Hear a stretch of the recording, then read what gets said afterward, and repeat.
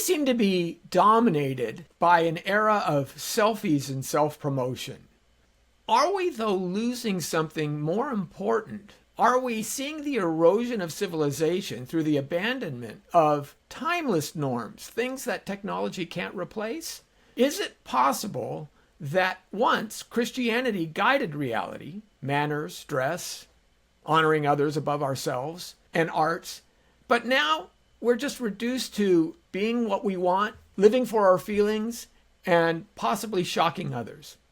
Hi, everyone. I'm Lenny Esposito, and on this podcast, we're going to explore these ideas. As self-centeredness surges, we neglect the transcendentals, the good, the true, and the beautiful. These are essential for flourishing, evident in antinatalism that we see today. We see social media isolation and tech invasions like IVF causing all kinds of untold harms to our society. Is Western culture crumbling? We shall look at all of these questions on this. Come, let us reason together.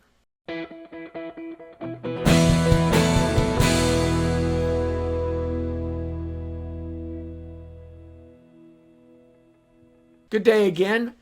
I am excited on this Come Let Us Reason Together to really explore some of the less explored ideas and shifts that are happening in our society. And this isn't simply something that's limited to our nation in the United States. In fact, Europe has seen this kind of shift happening more rapidly over the last 50 to 100 years. And for that, I've decided to bring on a special guest who has unique insight in both American culture and politics as well as European culture and politics. Pascal Emmanuel Gobry is the founder and CEO of Sphere Media.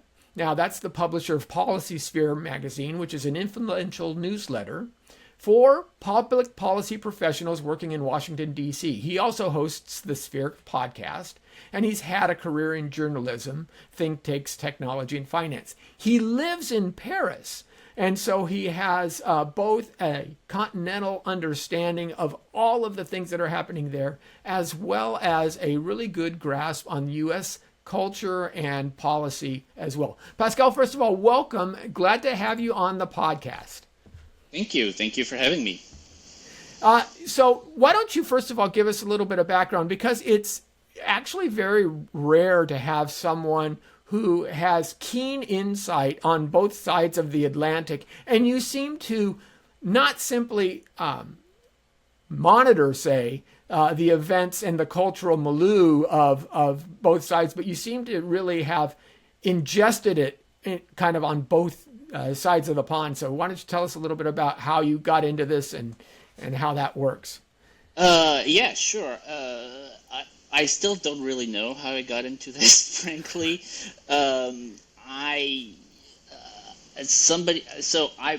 I was interested in American politics for a long time. Going back to my student days, I just found it interesting. I've always been into politics in general. My family was political, and I started writing about it. And eventually, people offered to pay me to write more about it, and one thing led to another. I was offered a position at a Washington think tank called the Ethics and Public Policy Center, which is a very good place, sort of Christian think tank in DC. And so, I'm part of the great tradition of, French people lecturing Americans about how to run their country. And I've been having a lot of fun. And American, people criticize me sometimes for talking about America not being an American. And it's Americans themselves. Like, they keep trying to give me money That's right. to write about them, to think about them, and so on and so forth. So take it up with them. Well, you mentioned this idea of this great tradition. This goes all the way back to Tocqueville, of course. Yes. And I don't know any conservative who doesn't at least point to him in some way, shape, or form. But Yes. like to Tocqueville, you are able to see things in a little different perspective, because you can actually have the A-B comparison. You have the contrast. So as a bit of an outsider, you can see trends maybe that are happening here that were happening on the Yeah. European continent, like I said, some 50 years ago. And of course, Yeah. things have accelerated there now, especially with the immigration issue in Europe, which didn't used to be a problem. It used to be an American problem. Now it's a European problem. Yeah. But I'm not quite sure why, but it seemed like, oh yeah, you guys think you have an immigration problem? We're going to trump you. Let's do it this way, you know. And in Yeah. and in the UK and in the Scandinavian countries, Yeah. it's just all falling apart. But point is that when you look at the comparison between Europe and the U.S., what is it that you see? What are, from a 30,000 foot level, what are the big shifts that are happening? Who's following whom? Who needs? Is it possible to course correct? And where are we? Are we going along the same path, or is there something different happening? That's a very big question. Well, is it possible to course correct? Yes, it always is. I believe in the power of human agency. It's actually a sort of Marxoid. I mean, it has roots before Marx and Hegel and all of that, but it's a very sort of Enlightenment, anti-Christian, anti-biblical idea, actually, that history is driven by these sort of impersonal forces that overwhelm our own personal choices. People make a difference. Great statesmen can bend the course of history. So that's number one. And number two, of course, as a Christian, I believe in providence and I believe in miracles. Sometimes you do need a miracle. And, you know, I mean, I come from the country of Joan of Arc. So Yeah. I mean that very literally. All that being said, I mean, it's always very hard to say, like, who's doing better, who's doing worse. You can point to various things. America right now looks very, very good because of Trump, and Americans voted in the right way last year, and Trump has embarked on this sort of very, very ambitious agenda of reform, which is making America look like a much more vital place than the European continent, where we have those European bureaucrats that are essentially trying to turn the country into, I don't know why, I'm not sure if they want to turn it into a museum, if they want to turn it into a madrasa, or whatever it is. All that being said, there are important things going on in France. There's a sort of there's a political awakening in Britain, in Germany, in Spain. French, sort of the young intellectual French elite is, to my mind, the most robust anywhere in the world, in the Western world, at least that I know. And I have experience with a bunch of countries. So I'm also optimistic, certainly, about the future of France, and you know, where France will go, Europe will go. So if France awakens, I think that Europe will awaken, and if France doesn't awaken, then Europe is doomed. Yeah, it's been interesting to watch, especially with Marcel and your leadership there, and seeing how they're receiving their resistance from a specific segment of society. There's always the elites who tend to, you know, theorize and idealize certain policies, Yeah. but after a while, when you have the consequences of those fall apart, then the public starts to say, okay, we're done. We saw it clearly in the transgender issue, where Right. it was full bore steamrollers until women specifically started realizing, hey, now it's my daughter that's being denied a scholarship. Now it's my daughter who's being left off the track team or what have you. Yeah. And that's interesting. And now you might get some flack for this, but you said we voted right with Trump. And of course, he's a divisive figure, especially even within Christendom, Christian Yes. circles, right? Evangelical circles. He's a divisive figure. it was sometimes I go back and forth. I don't necessarily consider Trump a virtuous man in any way, shape, or form. I don't think that that would be an appropriate way of cataloging him. However, it is true that he seems to do what he says most of the time, or he at least tries to. But also, it was almost like the structures, the power structures, and the way government was run was so entrenched that you had to come in and blow everything up before you could actually make any substantive changes. And I think that's Right. part of what I'm seeing in all of this. Would that be something that you would agree to? Yeah, I think that's part of it.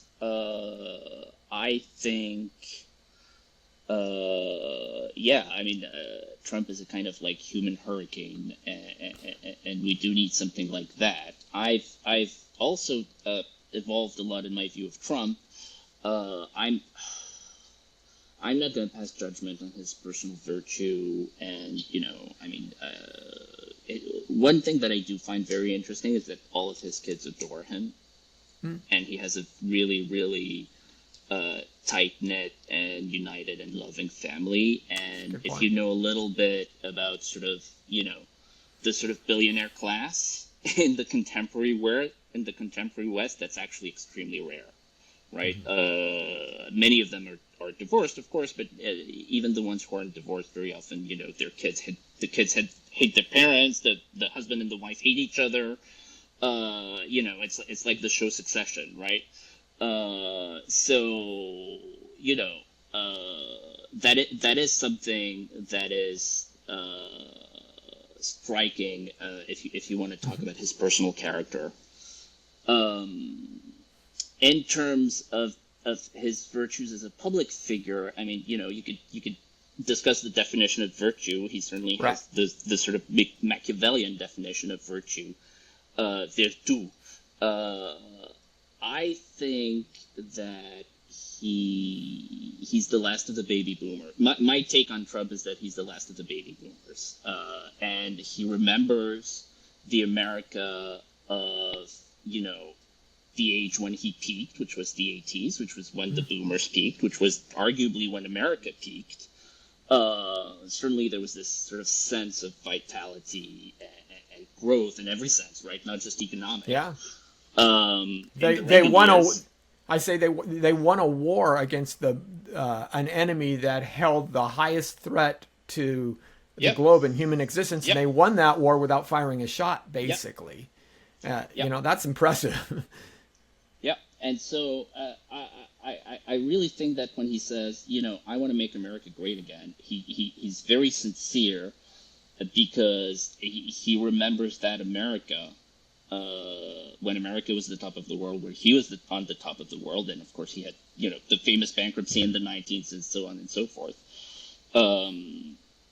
And so he sort of peaked alongside America, and so I do believe that he's very sincere and committed in that way, which is, of course, how much that overlaps with the sort of orthodox or robust Christian understanding of leadership, of statesmanship, and so on and so forth, I don't know. But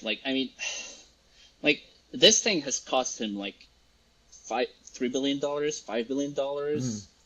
They tried to put him in prison. They tried to kill him. Right. The idea that he's, some grifter, or that he's doing it, just because he wants, attention or all those theories, I think it's just not credible. I think he really believes that he wants to make America great again, and that he's the best person to do it. And there you go. Yeah, it's interesting, and of course, the issues of the day, we really focus on a lot of these things because they're hot button topics. And again, I think Trump is an iconoclast in many senses of the word. So he there was an assumption for the Pelosi's, the stayed, even within the Republican Party, there were these certain things that you did and you didn't do, and he just broke all that. And it's fascinating to watch it rewrite. It doesn't necessarily mean that politics is going getting better. I wouldn't say Right. that. It may be just becoming more honest and showing its dark Right. underbelly. That, but one of the things that I really am intrigued about, or maybe concerned as I watch this, T.S. Eliot in his book Christianity and Culture wrote, "Our difficulties of the moment must always be dealt with somehow, but our permanent difficulties are a difficulty of every moment." And when I talk about permanent difficulties, what I see are things more within the social realm that have shifted significantly, and this feeds into some of the problems more, the more immediate problems that people recognize. So, what do I mean by that? Well, throughout most of civilization, there were certain social norms, social conventions that people had. And when I talk with young people today, they tend to kind of shun some of these things, or at least don't think that they're necessary, think that they're, something that just bogs you down, or putting on airs. Maybe you hear that kind of idea. But social norms and social conventions of culture are important, that's my premise, in that they teach us about how we react with society, how we react with other people, and they Yep. teach cultures a continuity. So let me give you an idea. Manners. Why do we need? We used to have even a newspaper article where we had Miss Manners, and here's what you do, right? Or if you've ever watched Downton Abbey, and they have the specific forks and spoons, and It's one of my all-time favorite shows. Okay, you dress for dinner, and this, people are intrigued with this, but at the same time they think, well, we don't need all of that anymore. How do you think jettisoning those small things that taught people how to live in a society, in a larger society, how is that affecting us today? Yeah, that is such a good point. There's another function of this stuff that I often think about, which is coordination. I have many flaws. One of them is that I spend too much time on social media. And, you think political social media is bad, but, on my off days, on my off hours, I'm scrolling through Instagram, and you go to parenting, especially, or relationships, Instagram, and it's insane. And basically, like, everybody, parenting is the clearest. Everybody has, like, made up their own theory of parenting and made up a theory as to why anybody who deviates from that theory is committing child abuse. And so I remember the story about a family who believed that, touching a child without previously asking for consent was child abuse. And so they had an uncle who hugged one of their kids, just like normally, like, hey, how you doing? And that's abuse. And so you have people in the comments just sort of like accusing each other of child abuse for like the most trivialities. And so, you parenting styles, attachment parenting, blah, blah, blah, blah. And putting aside, whether you think this is good or bad, it's impossible to have a society where nobody even agrees on, whether, giving a child a timeout is like normal parenting or child abuse. You know what I mean? Like, right. You're at the park. Let alone corporal punishment. Right. If you had kids in a park, like, other parents will sort of keep an eye on each other's kids because there's a sort of agreed upon background set of norms that everybody sort of knows about, like what counts as acceptable behavior, what doesn't count as acceptable behavior, what counts as an acceptable way to reprimand a child for an infraction and what doesn't. Of course, nobody does that anymore because, like, I mean, I've been in that position. Like, I'd be Yeah. afraid. I see a child like acting like a little Attila in the Right. playground. In my mother's generation, I would have told something. I would have walked up to that kid and said, "Look, listen, cut it out. That's not acceptable behavior." But like, today, like, the mom might scream at you that you're. Anyway, you understand the point I'm making. There's a sort of basic, before you get into any moral consideration, there's a basic like social coordination function Right. that norms of behavior serve, and their way of messaging, their very convenient way of sending other people messages. You show up someplace, you wear a tie, that's a sign of respect.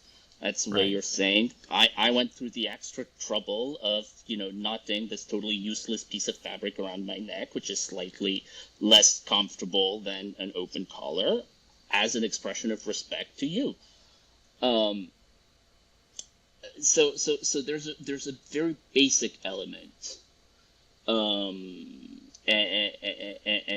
that coordination function. I mean, I was brought up in a sort of upper class French traditional family. That's what I was taught. It's like, all of these rules which were drilled into me from a very early age. What what my parents told me wasn't, you have to do this or else. What they explained No. to me is that their language that you use to communicate with other people about your intentions, about, how you feel, you bring when somebody invites you to dinner, you bring flowers, right? Blah, blah, blah, as a way of saying thank you, and so on and so forth. And so, yeah, these things are language. They're a social language. They're a social coordination tool. And yes, they do make life more beautiful and more pleasant. Like, I mean, Downton Abbey was such a huge success, totally unexpected. Mm-hmm. It was this British show, and it became like this phenomenon in the U.S. And they were probably only planning like 2 seasons, and they ended up doing 6 and like 3 movies Right. and whatever else. And there's an unofficial sequel on HBO right now, which is called The Gilded Age, which is Yes. it's not the same characters, but it's the same creator and same concept. It's basically like Downton Abbey, but in New York in the late 19th century. Yeah. They struggle a little bit though because America never had risen to that level of possibly because civilization hadn't stratified as much in the U.S. So Yep. so the idea of the other is a little bit harder for them to portray in the Gilded Age, but it's there. Yeah. Yeah, I sort of don't buy it. Like, there's this entire storyline about like old Old stuffy money. old money Americans who don't want to open their salons to like the Arvist, Nouveau Riche, blah blah blah. And like, I sort of kind of don't believe it. Like, what I read about like America in the late 19th century does not seem, even the Astors or whoever, those great families, like they knew what America was, right? Yeah. So Yeah, old money they meant sort of your grandfather they made sort it. of forced that aspect to it. But anyway, the point I was making is that these shows are so successful because those things are beautiful. They ennoble life. They're, you watch, a ballroom scene where all of the men are in tails, all of the women wear these beautiful dresses. It's pretty. It's pleasant. It's beautiful. That's why, billions of people, literally billions of people, watch the royal weddings of the British royal Right. family, including, Americans, who are the least Right. monarchical people on the planet. Yeah, and we kind of reenact that. I mean, every bride Yes. who this is what the bridal ceremony is. It's a hearkening back to formality, and as you say, I've often talked with people even at church, where people come to church, well, dressed however They want. Yeah. Matter of fact, the proliferation of pajama bottoms across society is one of the flags, I think, of losing culture, because what you're saying is my comfort matters more than your experience of me. Yes. And so you see it on airplanes, and then Yes. is it a surprise? Air travel is so bad that I mean, I'll be honest. Like I wear not pajamas, but like I wear slacks. Yeah, business casual. I would not. You don't need a three-piece suit. But is it a surprise then that you see these people now being confrontational, belligerent on planes and having to be drug off? Right. Because there's nothing Right. around it that says, "Hey, Right. this is something unique," and it is. Right. You don't go up 35,000 feet in the air every day. You know that for most people, that is something Right. that's different, and you're sharing an enclosed space with a lot of other individuals, and Right. no one's ever taught you how to act or Right. work within that kind of social construct. And because it becomes introspective, self-driven, and feelings-driven, then it's no surprise that you kind of snarl and bite Right. at people like an animal when things don't go your way. Right. So this is part of my concern in how society is starting to kind of de-emphasize what had the medievals would understand as the transcendental. So there was an Yep. idea that happened that Christianity actually brought to the fore and was well developed. Now it existed in the Greek culture as well. I don't want to sell it too much, but really it became more robust within medieval Christendom, where we understood that there are two natures, right? And C.S. Lewis in The Abolition talks about the head and the belly. But he's getting these ideas from Plato and Aristotle anyway. The belly are your appetites. These are the things that drive your physiology, that are natural. Desire to eat, desire to feel fun, desire to have sex. All of these things are appetites that are biological drives. And we share these appetites with lower animal creatures, right? Dogs want to have their belly scratched. They want to be comforted. They want to eat. They may jump on your leg. These are feral desires. And the medievals felt that what you do to be human, if we are the rational animal, we don't feed the feral desires, we feed our reason, our mind. We lift ourselves up. And the idea of human flourishing, what does it mean to flourish as a human, is to embrace the good, the true, and the beautiful. And those three things will draw you closer to being God, because those are the characteristics that God has. God is the ultimate source of truth. He's the ultimate source of beauty. He's the ultimate source of morality. So if we emphasize the good, the true, and the beautiful, that makes us more human and we flourish more.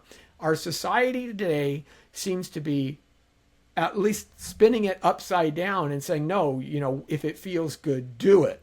And that's why these kinds of ideas where you start shunning this stuff, it's well, it's just window dressing. I'm going to do what I'd like to do. But there's, as you say, there's a intriguing aspect to things like Downton Abbey that people seem to long for. And it's been an interesting shift. So. Yeah, no, that's a very good observation, and the aspect of rising above the animal side is very much part of this ethic of etiquette and norms and so on and so forth. One of the things that really annoys me with the sort of online American right is the discourse around what's called manspreading. Have you followed I that? know about manspreading. I haven't followed that. There's an online discussion going on at the moment. Yes. Well, yeah. So some dumb feminist woman said men manspreading on the subway is like some violation of rights, and of course, because the rights sometimes is just it just does whatever the whatever the opposite of the left says, they've claimed like manspreading as a human right. But I was taught as a child to sit with my legs crossed or my legs close together because, and this is what my parents would tell me, only primates call attention to their genitals. Yeah. And so, you sit in a certain way because you're not an animal. It's like the line from John Wick: "Without rules, we live with the animals." And so the corporeality of how you sit, how you stand, and so on and so forth, also expresses that. It expresses a form of self mastery, and so on and so forth. I mean, I don't want to go too far in that direction because I will sound like a horrible elitist European. I'm always. I love him. I really don't want to sound like I truly love America. It's a truly wonderful country, but like one of the things that always shocks me when I'm there, and I'm always shocked in you, and I'm there pretty often, is the way people dress. There's a total what I consider to be a total lack of self-respect and respect for others, and that's another point. Like, doing things like dressing well isn't just about respecting others; it's also about respecting yourself. And I always overdress wherever I am in the U.S. Like every time I think, every time I'm invited to something, I think, oh, I'll dress like 2 levels down to where I should be, and I'll still be dressed. I remember I was invited to a conference, and I thought, okay, so I'll wear jeans and a polo. And it's like, how much more casual can you get? And of course, everybody was wearing shorts and t-shirts. And so I was actually like the most formally dressed person at that conference, and it was like a high level Republican conference. Anyway, and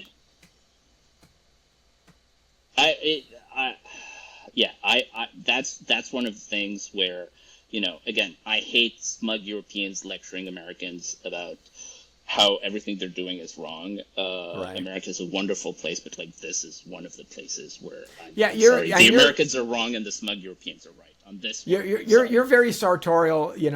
I mean, I've read some of your posts about tailoring, about wearing a proper suit and things like that. And so with that, I mean, it's, first of all, I think it's a lot of the rapid degeneration in this happened in the tech boom, because most tech companies made a lot of money real fast from guys working out of their garage. Be it Steve Jobs or Hewlett Packards or they were young kids, and that's great. Who were sweating it out with a non-air conditioned space, and I'll wear whatever I want as long as we get the thing out. You have to work 15, 18-hour days, but that carried over to the point of where if you show up to a meeting where you're trying to sell something to Microsoft and you're wearing a tie, you won't get the sale, because they say, well, you don't even understand us. You're wearing a tie, and that's backwards. However, to your point, one of the things that dressing well does is forces you to take your time and look at the details. So you have to know how to iron. You have to know, in order to iron well, you have to iron a shirt in a certain order, also right? True. Collar, cuffs, sleeves, that kind of thing. And when you learn to look at those details, to care about those little things, that skill set doesn't simply stay with the clothing. That extends now to your home or to your vehicle or to your business. And I was mentioning this just to a friend. After the 1992 the riots, Rodney King riots. We would go to hockey games, so we drive down that street, and they built all of these very beautiful mini malls and things. They replaced everything, but within 3 months, it was all trashed. Right. Why is it all trashed? If we just give these people nice houses, then they'll be fine, and they'll no, because they never learned how to keep those things up, Right. and they don't value them. And it teaches you an idea, as you say, a value not only for self, but there is a value that we're putting out to others, and we leave others above self. And I think it's interesting that the elites still learn this. So while the elite class, especially the left, will voice, you got to let people be free, do what they want to do, they never live the way they instruct or the way they advocate for toward the lower classes. Marriage is a primary example. You can, Yep. you don't have to be married, things like that, but they're all married, and they will tell their kids, Yep. no, you're going to get married. Yep. So we see this over and over again. Same thing with rearing children. You brought up the point about, social policing. It was worse than that. If you watch, for example, It's a Wonderful Life, it's the employer of George Bailey that's slapping him around the side of the head because he didn't do what it was told, right? I mean, there was literal physical punishment that your friends and neighbors could dole out upon you as a kid if you were goofing off. Yep. And It's a Wonderful Life is a clear example of that. It's not just a harsh talking down to. So that's how far we've come in a generation, in a century. And it's interesting Yep. to see how that has been affected people to feel more brazen and more confrontational when you're talking about whether it be shoplifting or anything else. Yeah. So in this, I think what we see broadly is, again, it becomes more self-involved, more self-focused. This is why I call it the selfie generation, right? Everything is iPhone, I this, I that. And it's about me. And this is no more clear than in the movement of IVF, birth control, the next generation. Yep. You have two groups that are really kind of taking a look at. First is the whole antinatalist thing. Right. And these guys are fascinating. Have you talked with many antinatalists? Do you engage with them at all? Not really, because they're just so irrational. They're clearly like very, very angry and sort of sad people, and so it's very hard to have a rational discussion with them. Or However, they talk about like the planet's resources or whatever, and then you're having a discussion about environmentalism and so on and so forth. Yeah. What's the birth rate in France now, though? I mean, most European countries are well below replacement values, and this is another, Well, problem. every country outside Sub-Saharan Africa is below replacement now, except for Israel and I think Kazakhstan and maybe one or two others. Yeah, I think. But France still has the highest birth rate in Europe. Okay. It's a problem. So it seems to be permeating beyond just kind of a small cadre of no, at this uber point, no. angry individuals. Yeah. No, I think it's literally a global catastrophe. Like, I mean, it's really going to mean the end of civilization if we don't reverse it very fast. I mean, if you look at South Korea, which is the sort of number one example, within 2 generations, there will be at 1/3 as many young South Koreans as there are old South Koreans. And so how could you sustain a country like that? Literally, like, how can you you have an economy when 3/4 of the population is old people, or so either you maintain some sort of like welfare state, but in which case 100% of every output of production goes to pensions and healthcare for old people, which is not possible. And who's making that money? Or you decide that the old people are just going to die. Yeah. Which is horrifying. And even then, if you're still not making babies, Yeah. you're still just Yeah. putting off the problem. So it is the single greatest threat facing humanity at the moment, and very few people are even aware of it, or b are sort of sincerely motivated to do something about it, and c some people say nothing works. That's not quite true, but it is certainly a very difficult problem. It's not. Things like law and order and immigration, you can literally snap your fingers and it's done because Right. we know how to do it. We just have to let the cops and the military and so on and so forth do their job, and like change a few laws so that the judges can't gum everything up. But this is a really hard one. So it's a very It's funny when I talk to these folks because first of all they're all young, and they all think that the world just existed for the last 15 minutes. They have no concept of history whatsoever. This is such a terrible world to bring. How can you bring a child into this world with all of this economic oppression? I'm saying, the Depression, right? They were having Right. kids in the Depression. How did they do Right. that? Right. The Middle Ages and the bubonic plague, and Right. I mean, what era do you think would have been better than right now, Right. where we have the longest lifespans and the highest level of control over our environment, and Right. we're producing more food than ever? What era do you think is better than this? How can you say that? And I went back and forth with one guy, and I said, "Look, you're saying that this is wrong." I'm saying this is natural. Yeah. This is what your body is ordered to do, Yep. is procreate. If you stop having humans, then it's bad for humanity because there's fewer humans. Yep. I mean, by definition, if you Yep. stop having human babies, then humanity goes extinct. Isn't that bad for humanity? It's really not that Yep. hard. Now, on the other hand, what usually takes its place is technology. Kids really think that technology can solve all problems, or maybe should solve all problems.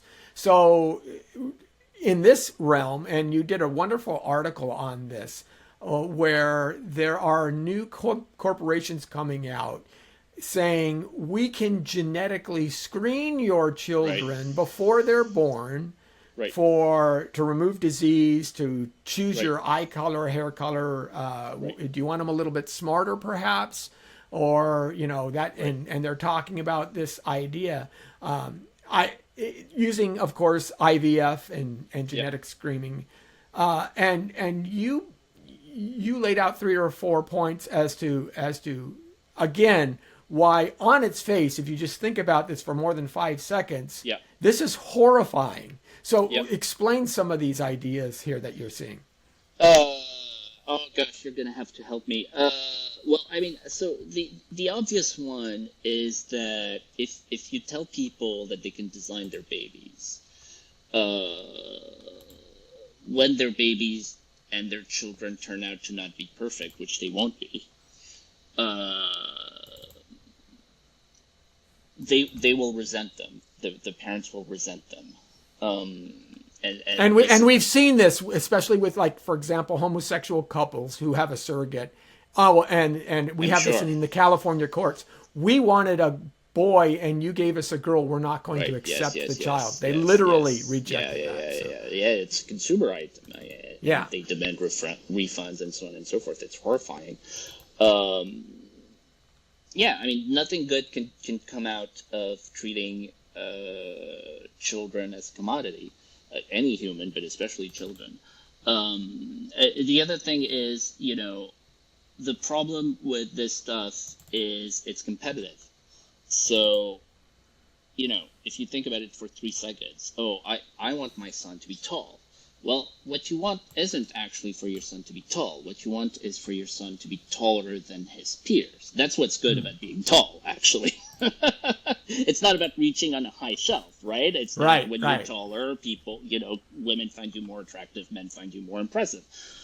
that's a relative thing. Okay, so what happens when everybody wants a taller son? Well, if you have people who are truly tall, right, gigantic, they have all these horrible health conditions because, Yeah. Past a certain size, the human body is not designed. The perfect analogy is dog breeding, right? We've already tried this with dogs, and you know, there are of course wonderful dog breeds, but I have a Labrador. It's a wonderful creature. What would it mean for someone to be to a human as a Labrador is to a wolf? Like, what kind of creature would that be? Yeah. Like, Labradors are wonderful animals because they're completely loving and trusting and have, essentially zero willpower, right? They're completely driven by food and by the fact that they worship their owner. It's wonderful to have in a pet. There are horrible qualities to have in a person. Yeah. And if you look at like the most horrible breeds of like the little dogs that have like crashed snouts and so the pugs. Breathe. Right. I mean, all of the horrors of dog breeding.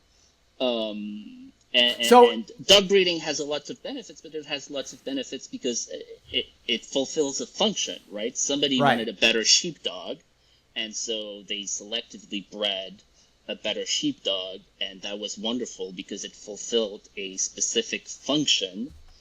But that's not the purpose of humans, right? Humans don't exist to be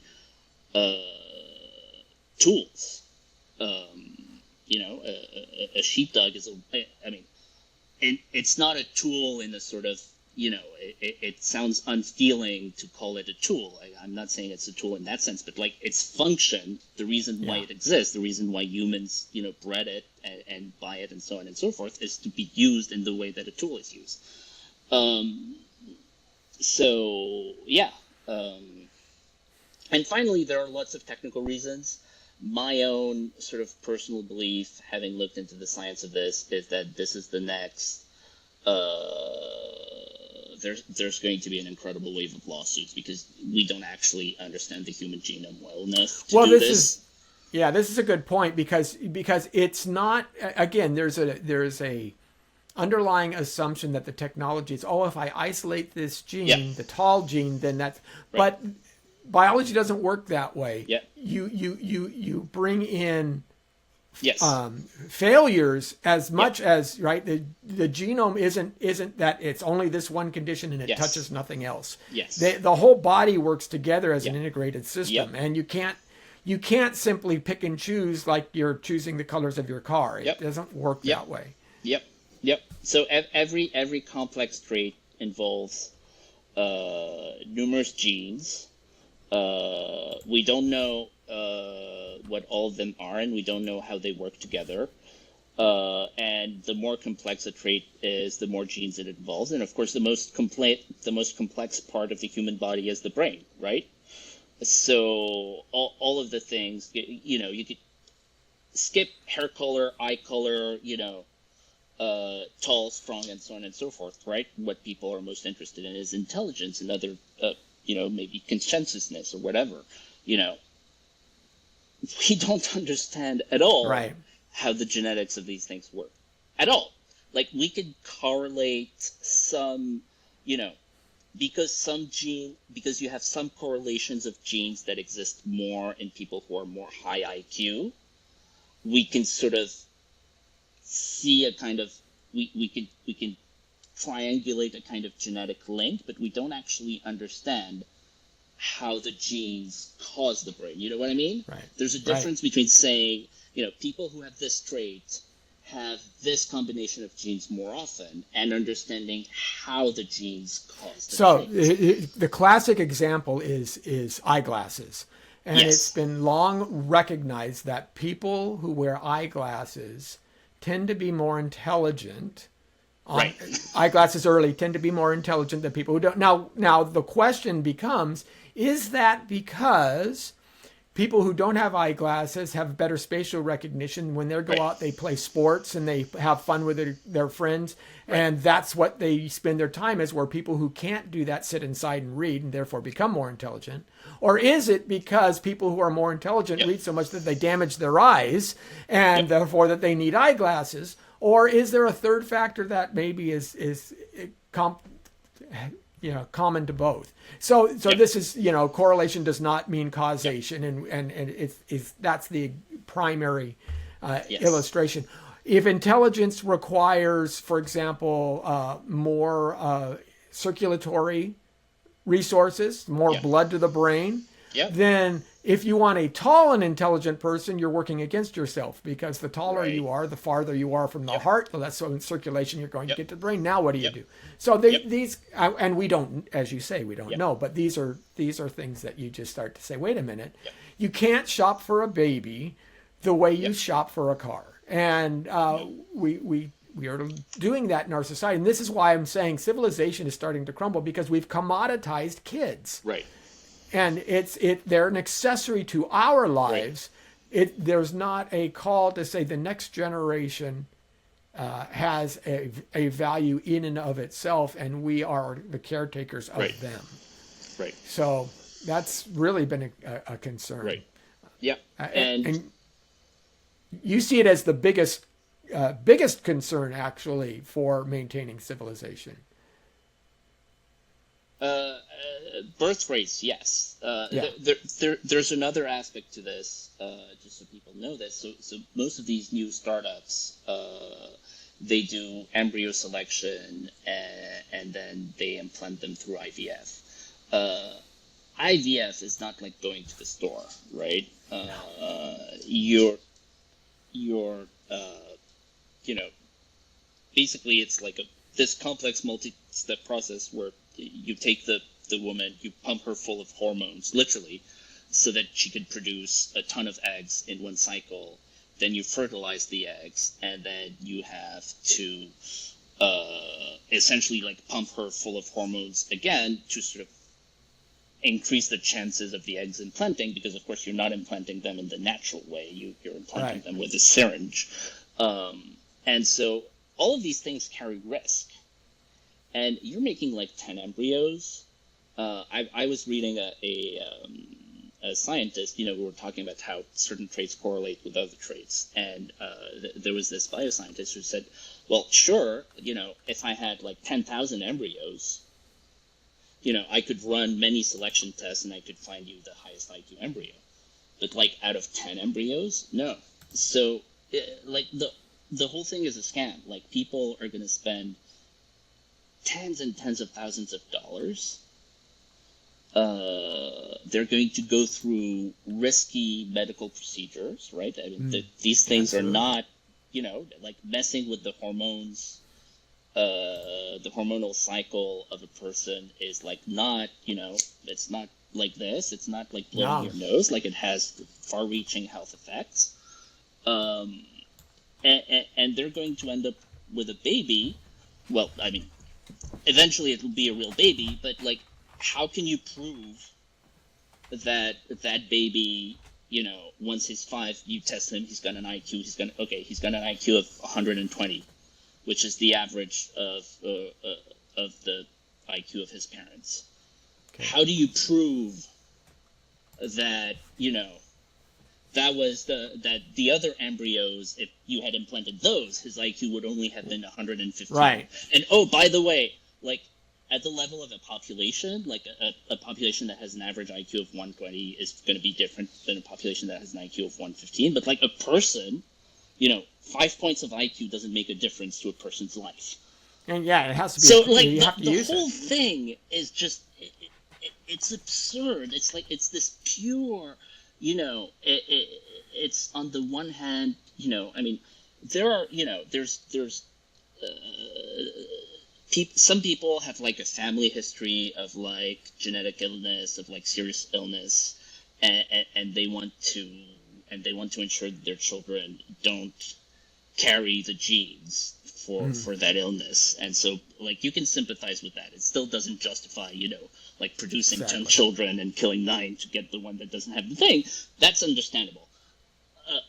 The rest, it's like, on the one hand, crazy people who want to buy a child the way you buy a puppy or the way you buy something on Amazon, and on the other, like, totally unscrupulous people who are just running a scam.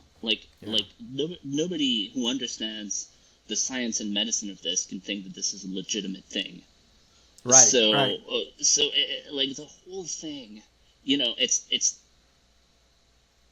and in a way, it's like trans, like, it from the start, like, none of them. Every serious medical institution and so on said, "Ooh, gender Well, dysphoria, and hormones," but, like, of course, anybody who actually read the thing, like, knew that it made no sense and would never make any sense and would never work, right? yeah. I had a friend who made this point. It's like, is it moral for a man to become a woman? It's like, a man cannot become a woman, so it doesn't even matter whether. You don't even have to ask the moral question.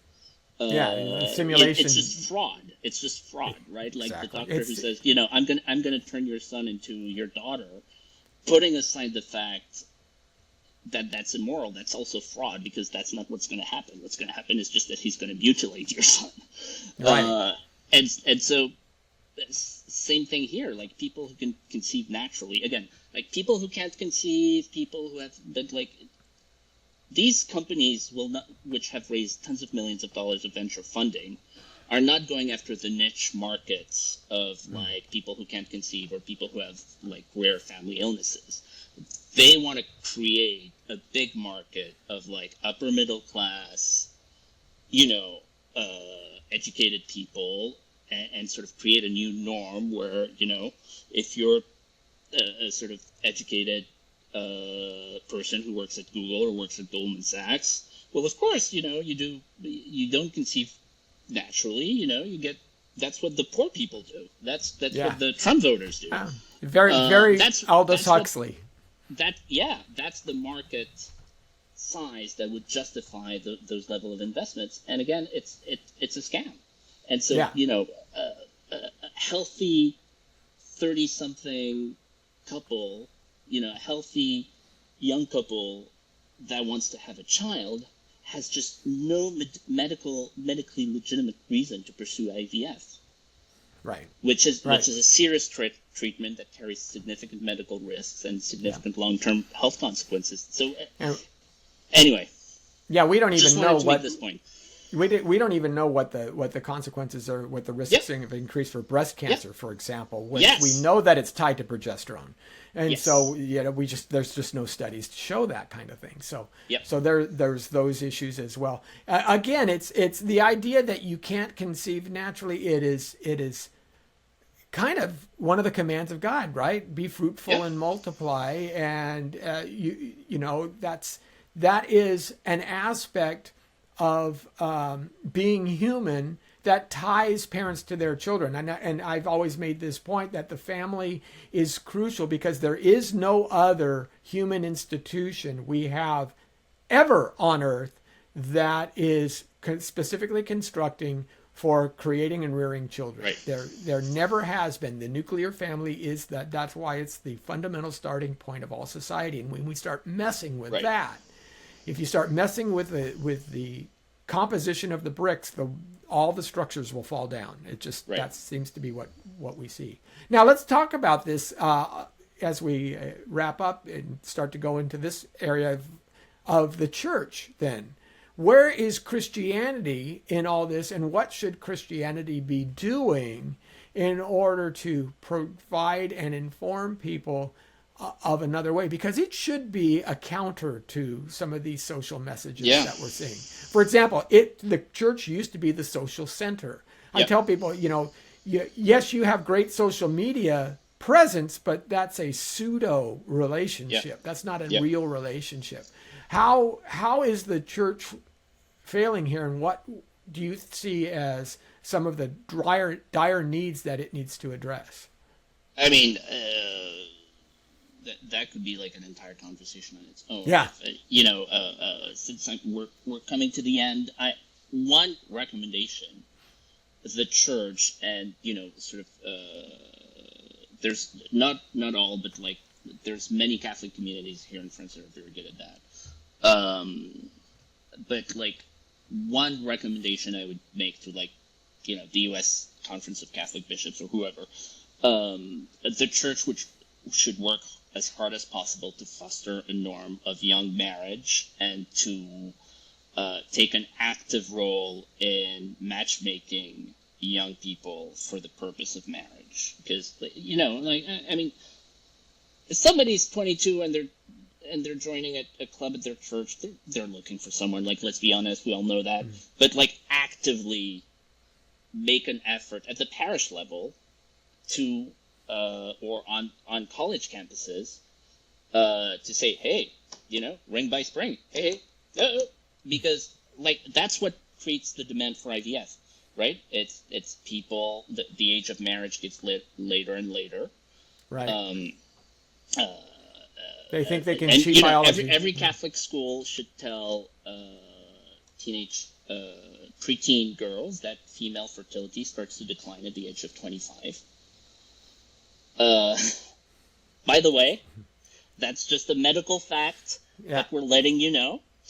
And it's a real problem. I mean, I'm almost 40 now. I have so many friends who, or friends of friends or acquaintances and so on and so forth. They started dating someone seriously in their late 20s, and they sort of waited and they got married in their early 30s, and they thought, oh, we can have kids when we're 35, and they get to 35 and they find out actually that it's very hard for them to conceive naturally. Yeah. This is not at all an uncommon thing. It seems to be increasing for, environmental factors we don't really understand. And of course, there's no research on this because it's politically incorrect. And also IVF is a huge industry. Yeah. Huge industry. It's enormously expensive. It's covered by insurance. The IVF clinics are owned by private equity firms. EPVC, the think tank I used to work for, did an amazing study on this. Like so they're happy. Like they want people, and so that's what's driving the demand. And the biggest solution to infertility both at the individual level and at the societal level is for people to pair up earlier, get married earlier, and make kids earlier. And yeah. Value kids. And again, the church, one of the things that even within broader Protestantism and things like that is, you'll have young singles groups or things of this nature, college groups, but it's almost like once they get married, they're left to their own devices. Yep. Now, in past generations, you would move down the street from your parents, who basically was the house you were born in, and Uncle Ted lived 3 doors down that way, and so there was always that community, and we talked about that a little before. And when you because there were a lot of kids, first of all, rearing children wasn't as scary. You had babysat your younger siblings. You knew how to change diapers already. You had a concept of what that means. So when you have your own child, it's a continuation. I think that's the other issue with the whole not having babies is people are so afraid about, what do I do with it? Because I've never done this before, and it's such a foreign piece. So because we have, and it becomes self-fulfilling that the smaller the family gets, the less experience you have, which creates more small families. But why, I know churches, there are some churches who say, well, we want a ministry to widows. James says to be, take care of the orphans and widows. So we'll do once a month, maybe we'll do a Saturday oil change where all the guys in the church will come down, and the single ladies can drive their car in and get their oil change. That's a great ministry for the church. What are we doing for young families like that? Is okay, you can have the meal train the first week after they come back from the hospital, but where is the newborn mother's ministry to help people transition? Because mom doesn't live down the street anymore. She lives across the country. And how can we assuage those fears that young people have? And And if they see their friend who got married 6 months before them and had a child 6 months before them making it, then maybe they'll have more kids, and maybe you'll be able to. So, I haven't heard of any ministries that do this. We do this for unplanned pregnancies. So we have crisis pregnancy centers that will help in some way. We don't do this for our own folks in our own congregations. And maybe that's a way to start it. And it bonds you to people, right? It's something you can't do via Facebook or through Zoom. You have to be there and pick up the child and change the diaper. And it becomes social again. And so there's that's an excellent point. I agree with everything you just said. I just want to last thing, because when you talk to early marriage to sort of normal people, including many who are religious, they go, oh, people are too young to sort of make that kind of commitment, and so on and so forth. That's not a legitimate thing. So the Institute for Family Studies, which is a very, very good outfit, they published really, really good studies on everything related to family. They did studies on like which kinds of couples are happiest. And so, on average, young couples that got married younger tend to be less happy, except couples who are highly religious who got married young, and they're the happiest of all. And I think that's not a coincidence. I think it's because those are people who have like the social support. They know they share values, and so that takes care of a lot of questions. Think of it this way. If you have a high faith quotient, one of the things that you would understand is divorce is actually a sin. And therefore we will fight against divorce. If you get married young and have these disagreements and butt heads, but you think divorce is not necessarily an option, what you then have to do is learn to overcome your disagreements. You have to actually learn to live with that other individual. Once you learn that, then of course you're going to be happier, because that's how life works, is you'll always have disagreements with your partner, with your spouse. And if you don't learn that and you just get divorced and what have you because they're not conforming to me, it goes back to the selfie generation problem again. So that's just kind of what I think. Any last closing thoughts words of wisdom that you see that maybe that we need to... I have no wisdom. We didn't even get to talk about architecture, which you have. You have, I thought we were you have Notre Dame, and this is a thing. I have no. I mean, we talked about so much stuff. I don't know. Go to church and get married young. And have lots of kids, and it's good for the planet, and it's good for your soul, and it will actually make you really happy. Yeah, children teach you a lot about God's patience, and they teach you a lot about how you are not the center of the universe, and you have to. So you also understand. Original sin pretty quickly. I never had to teach my kids how to be selfish. I always had to work on the opposite. So that's absolutely true. Yep. Well, thank you, Pascal. We should do this again. Maybe we can talk specifically about architecture. I like a lot of points that Scruton made. How we're just building buildings in isolation, and they're actually defacing our broader cultures. But we'll have to get to that next time. If you all want to if people want to follow you, where do they go? X.com. They can follow me there. All right, I'll put your handle. I'll put your link there. And we'll see how these, and then Policy Sphere, of course, you can also. Yes, if you're a policy nerd. You should subscribe to Policy Sphere. If you're not, it's probably not going to interest you. It's a professional service for professionals. But if you are, we're the best, or so I think. All right. Thank you so much. Thank you. Have a good day. It was an honor.